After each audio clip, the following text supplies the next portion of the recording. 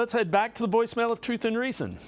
Hi, this is Rico. I saw an interesting article about the Browns possibly entertaining the idea of trading for Justin Fields. Now, I'm not at all giving up on Watson. I still believe he can be the franchise quarterback that the Browns thought they were acquiring a few seasons ago. But I can't lie, it is intriguing to think about Fields joining this roster. He would excel under Stefanski and Dorsey because Dorsey has worked with mobile big QBs in the past. But I don't know if Barry would do it because the perception would be set as if Barry is waving the proverbial white flag. What do you think about that situation? Thanks. Go Browns. And here is the article that Rico is referencing. Trade suggestions from Ben Solik of the Ringer. Landing spot for Fields that I haven't seen mentioned much anywhere. Cleveland. I don't think the Browns have a good quarterback on the roster. They would benefit from low-risk, high-reward swing on an upside of Fields. If they find a starter in Fields, they can escape out of the back door of what is proving to be a catastrophically bad Watson contract. You know, Fred, that's not going to happen. The problem is if you pick up the fifth-year option on Justin Fields' contract, it's $25 million. So now you're at 80-some million in contract space for quarterbacks. They're going to ride Watson out at least for another year, and they aren't picking up Justin Fields in the interim.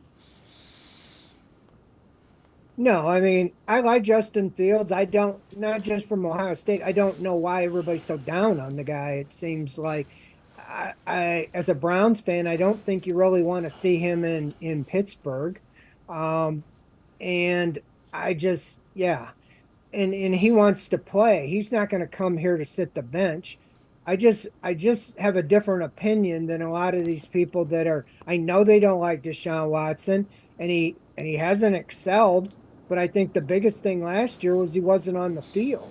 Mm-hmm. I mean, every got going, he got sidelined. Now, I wouldn't label him injury prone because that's just last year. And so, yeah, there's not been much to show for it since he's been here. But I don't see how you can just throw it all away. Now, at the end of this year, he plays the full season. If he would have played all 17 games last year and he was benched for Joe Flacco because he was playing so bad, not because he was injured, then you got a whole different ball game.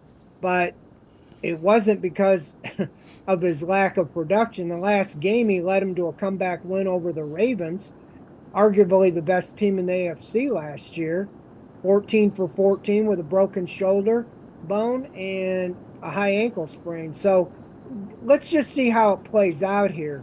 That's the issue. You know, a guy like Russell Wilson, who you got the Broncos going to pay $39 million of his salary this year. You could get him for like $1 million. He'd be great backup, but he wants to play too. So a lot of these guys want to start somewhere, and that's why I think Joe Flacco is waiting it out, and I think he probably should. And so Justin Fields isn't going to come here to be the backup quarterback and hope in a year or so, not even counting the financial side of things. I think he'd be great if you didn't have, you know, a quarterback already here. But, yeah, I don't see that happening. You know, I don't even know, you know, the individual and his reasoning. You know, I could see that if Watson was projected to still have an injury, it was going to keep him out at half the season or something like that, because they feel like they have a team to win now, and it's going to rise and fall with Watson, not another quarterback this year. Yeah, that's why they redid the offensive staff. I mean, keep that in mind, is to maximize Deshaun Watson.